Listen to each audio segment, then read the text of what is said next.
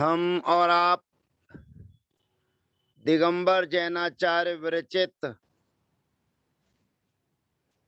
जैन व्याकरण कातंत्र रूपमाला का अध्ययन कर रहे हैं। इस कातंत्र रूपमाला के अध्ययन में हमने और आपने उत्तरार्ध का सार्वधातुक प्रकरण आत्मसात किया। अब उसके बाद में असार्वधातुक प्रकरण में अद्यतनी की सुविधाएं हमारे बीच में हैं।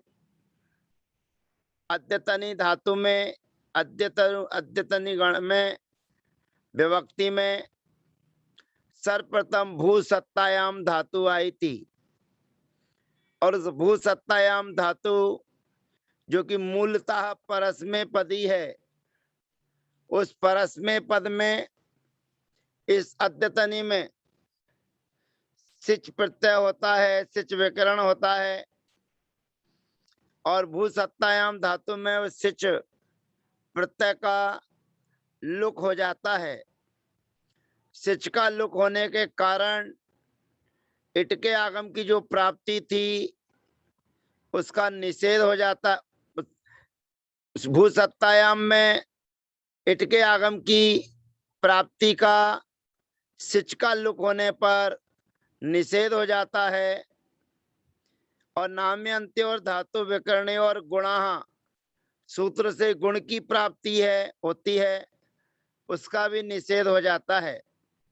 यानी कि भू सत्तायाम धातु में सिच आता है और लोप को प्राप्त हो जाता है, लुक को प्राप्त हो जाता है, गुण की प्राप्ति का निषेध हो जाता है, इट के आगम की प्राप्ति का निषेध हो जाता है।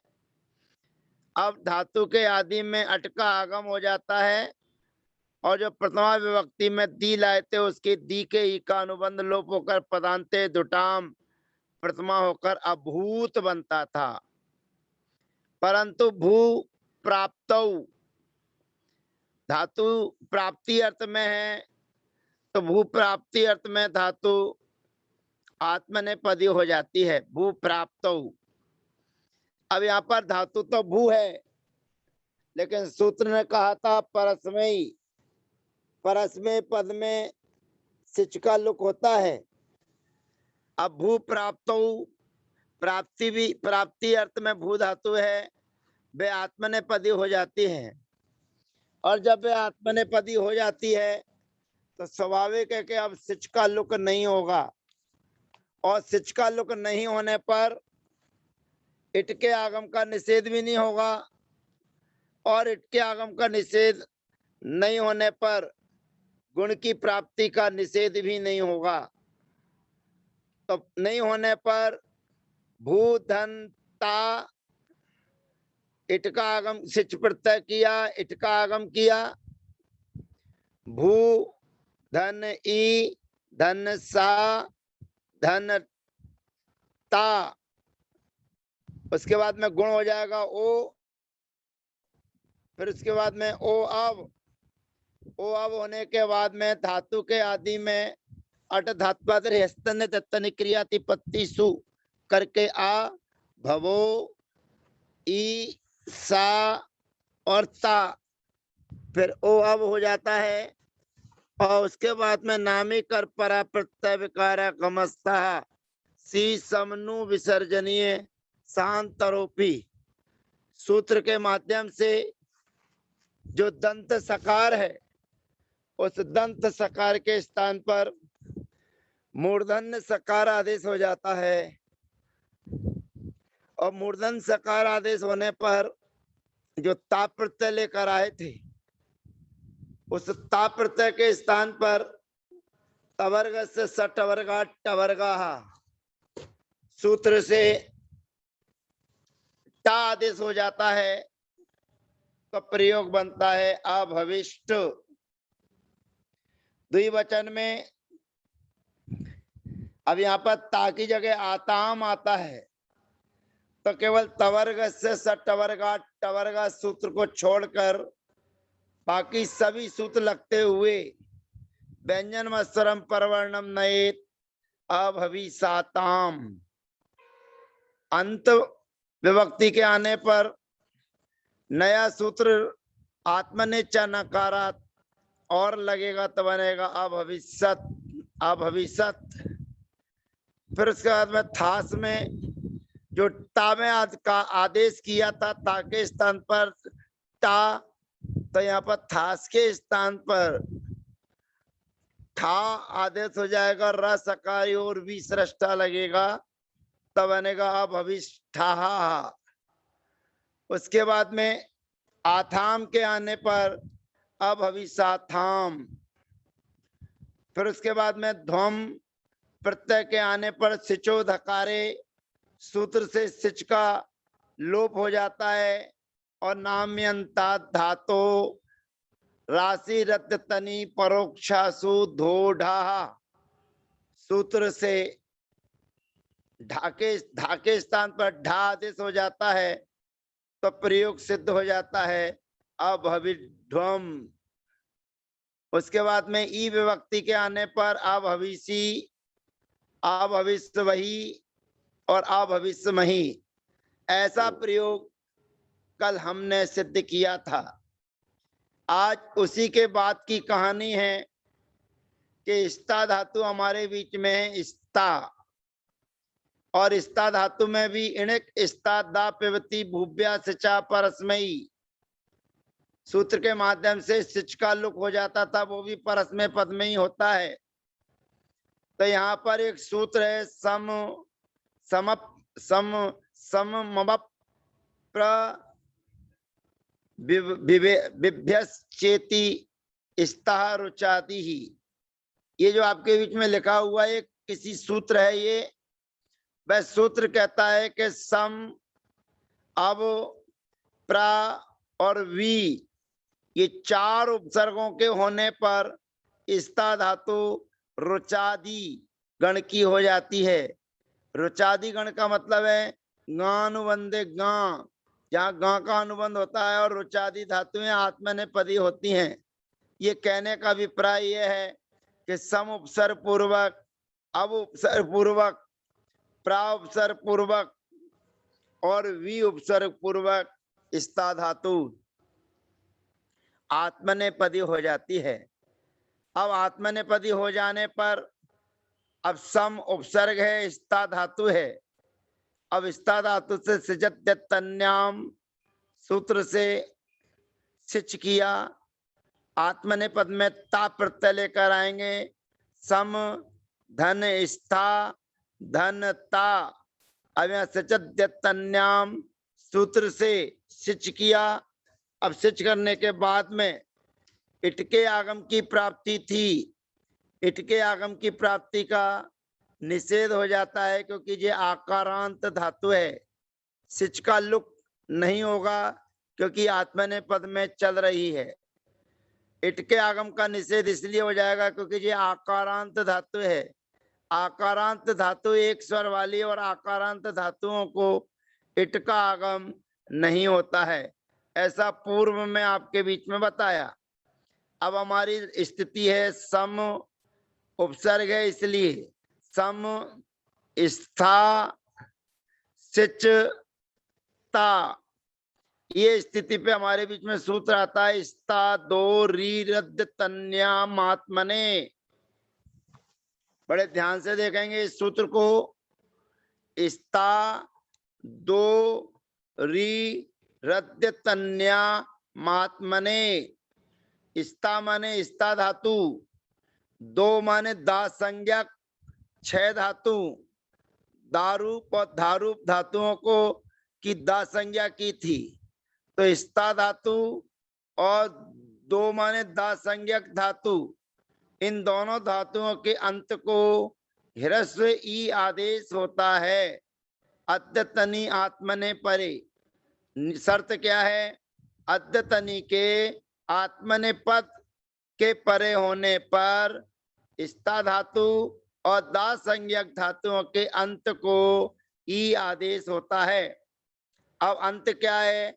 तो स्था धातु का अनतिक्रमण करेंगे। स्थ धन आ, धन सी, धन ता, ये अंत में आ है, तो अंत के आ को ह्रस्व ई आदेश हो जाएगा। तो स्था सम धन स्था धन स्थ धन ई धन सा सिच सा और ता, यह स्थिति हमारे बीच में है। अगला सूत्र हमारे बीच में आता है स्था दोश्च। स्था दोश्च, अब ध्यान रखना, स्था धातु में इट के आगम का निषेध हो चुका है। स्था धातु में इट का आगम नहीं हुआ है।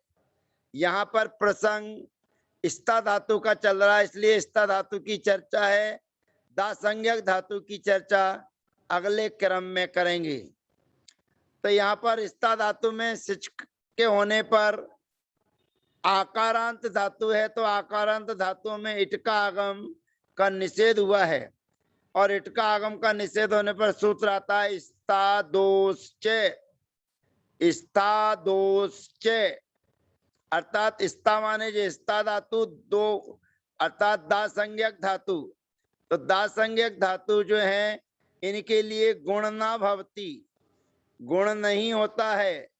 अनिटी इट रहित सिच आशीष और आत्मने पद परे होने पर, थोड़ा ध्यान से देखिएगा क्या कह रहा है ये सूत्र। ये कह रहा है स्था और दासंज्ञ क्यों हो, स्था धातु और दासंज्ञक धातुओं के लिए गुण नहीं होता है, गुण ना भवती, गुण नहीं होता है। क्या होना चाहिए, कहते अनिटी सिच, इट रहित सिच हो अथवा आशीष हो। कहां पर, आत्मने परे, आत्मने पद संबंधी से अनिट सिच हो और आशीष हो, तो यहाँ पर गुण नहीं होता है। अब आप पूछेंगे गुण किसको करें, तो गुण करेंगे जो आ के स्थान पर आपने ई किया है वो नाम्यंत हो गया था, तो नाम्यंत होने पर नाम्यंत और धातु विकरणी और गुणा, सूत्र से जो ई आदेश किया आपने उसके स्थान पर ए गुण की प्राप्ति थी, परंतु स्था दोष सूत्र ने निषेध कर दिया। अब निषेध करने के बाद बड़ा मजेदार सूत्र आ रहा है, ध्यान से देखिएगा।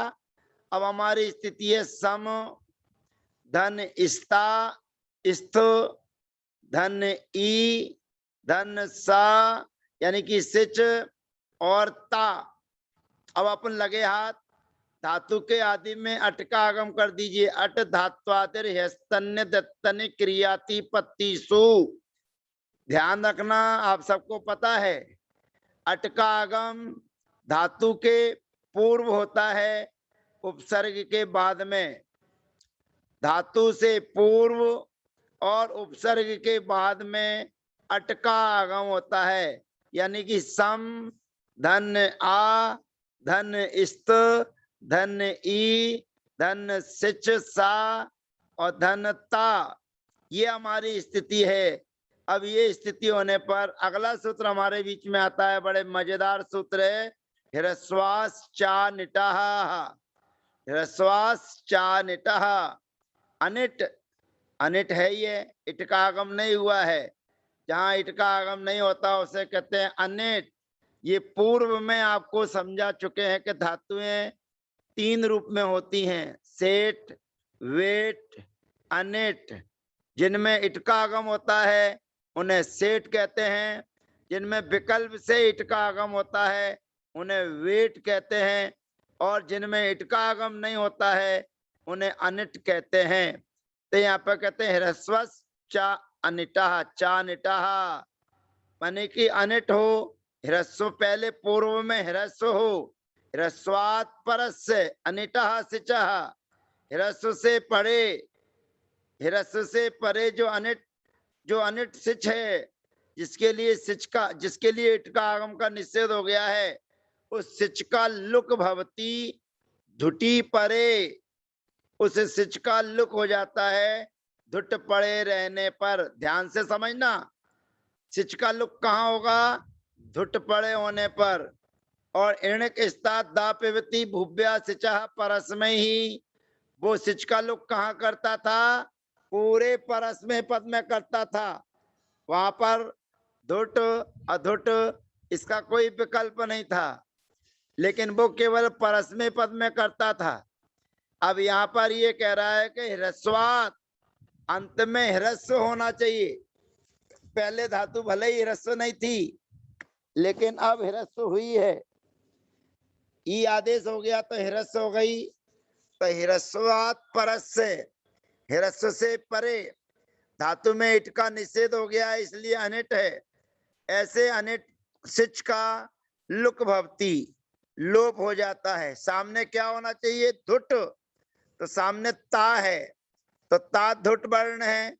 अंतस्थ और अनुनासिक को छोड़कर शेष वर्ण धुट कहलाते हैं। अतः ता धुट के होने पर सिच का लुक हो गया। अब सिच का लुक हो गया तो स्थिति क्या है? सम, आ, स्त, ई और ता। अब परस्पर में सभी को जोड़ देंगे। सम के माँ में आ लग जाएगा और स्त में ई लग जाएगी, तो जुड़े बनेगा समस्थित। पहला प्रयोग बनेगा समस्थित। अब उसके बाद में आताम आएगा, आताम। तो आताम के आने पर धुट नहीं है, धुट वर्ण नहीं होने पर ह्रस्वास चा निटाह, यह सूत्र नहीं लगेगा। और सा को दंत सकार को नामी कर परा प्रत्यय विकारा गमस्ता सी समनो विसर्जनीय शांतरोपी सूत्र से मूर्धन्य सकार आदेश हो जाएगा। और आताम का आ व्यंजन मत्सरम परवर्णम नयत की सहायता से उसमें जुड़ जाएगा, तो बनेगा समस्थित, समस्थि साताम। फिर अंत विभक्ति के आने पर सभी कार्य करने पर एक काम और करना है, आत्मने चा नकारात। तो आत्मने चा नकारात से नकार का लोप हो जाएगा, तो समस्थि सत, यह प्रयोग सिद्ध हो जाता है। फिर उसके बाद में थास विभक्ति आई, थास। ये थास धुट है, धुट। धुट होने के कारण ह्रस्वास चा निटाह सूत्र से सिच का लोप हो जाएगा, लुक हो जाएगा, तो बनेगा समस्थि था रसकार्योर विसृष्टा। आसाम, आथाम प्रत्यय के आने पर ह्रस्वास चा निटा सूत्र नहीं लगेगा, तो बनेगा समस्थि साथाम। अब उसके बाद में ध्वम प्रत्यय आया था, ध्वम। अब ध्वम प्रत्यय यद्यपि धुट, धुट है, धुट, धुट है, और समस्ति ह्रस्वाश्चानिटः सूत्र से ये ह्रस्वी है, और सिच था है, तो सिचो धकारे, सिचो धकारे सूत्र से सिच का लोप भी हो सकता है, और ह्रस्वाश्चानिटः सूत्र से भी सिच का लुक हो सकता है। तो सिच का लुक हो जाने पर बनेगा समस्थि ध्वम, समस्थि ध्वम। फिर उसके बाद में ई आएगा तो बनेगा समस्थि सी, ई उसमें जुड़ जाएगा। फिर वही आएगा तो समस्थिस वही, और समस्थिस मही। इस प्रकार से ये प्रयोग हमारे सिद्ध होते हैं। अब यहाँ पर इसमें स्ता धातु के साथ में दा संज्ञक धातुओं की और चर्चा की थी। तो दा संज्ञक धातु हमारे पास में सबसे पहले है दा दाने, दुनाए दाने। तो दुनाए दाने में और इसमें इतना अंतर जानना कि दा दुनाए दाने उभय पदी धातु है, उभय पदी। परस्मय पद में उसका पूर्व की तरह रूप चलेगा, और परस्मय पद के बाद में जब वे उभय पदी है तो आत्मने पद में रूप चलेगा। तो स्ता धातु की तरह ही पूरा काम होकर प्रयोग बनेगा अदित। और उसके बाद में अधिसाताम इत्यादि प्रयोग इनके बनेंगे। जिस दा संज्ञक धातु की चर्चा हम अगले सत्र में आपके बीच में रखेंगे। आज इतना हम समझ लें कि यहाँ पर इणिक स्ता दा पिवती भूभ्या सिचा परस्मयी इस सूत्र की व्याख्या के अंतर्गत लिखा था कि इन धातुओं को परस्मय पद होने पर सिच का लुक होता है। तो स्ता धातु की चर्चा थी कि स्ता धातु के रहने हुए सिच का लुक होता है परस्मय पद में। तो आचार्य भगवंत ने स्ता धातु को 4 उपसर्गों के निमित्त से आत्मने पद कर दिया। सम, अव, प्रा और वी, इन 4 उपसर्गों के निमित्त से स्ता धातु रुचादि गण की हो जाती है। और रुचादि गण के होने पर धातु के अंत के आ को ई आदेश हो जाता है 794 नंबर के सूत्र से। फिर 795 नंबर के सूत्र से यदि सामने धुट है तो सिच का लुक हो जाता है, गुण नहीं होता है, गुण का निषेध हो जाता है। गुण का निषेध तो सभी में हो जाता है 795 से। अनिट होने के कारण जो पूर्व में आकारांत धातुओं को इट का आगम का निषेध किया, तो अनिट होने पर स्ता दोष च सूत्र से गुण का निषेध हो जाता है। और गुण का निषेध होने के बाद ह्रस्वास चानिटा सूत्र से अनिट के होने पर सिच का लुक होता है। कब? जब धुट विभक्ति हो। तो यहाँ पर धुट विभक्ति ता में मिलेगी, धुट विभक्ति थास में मिलेगी और धुट विभक्ति ध्वम में मिलेगी। ध्वम में तो सिच का लोप सिचो धकारे से भी संभव है। तो इस प्रकार से हमें जानना चाहिए। तो आज हमने स्ता दो री रंत रद्द तन्या महात्मने से इसको अंत को ई आदेश किया, स्ता दोष च सूत्र से गुण का निषेध किया और ह्रस्वास चा अनिटः चानिटः सूत्र से धुट वर्ण के सामने होने पर सिच का लुक किया है। यानी कि ता, थास और ध्वम।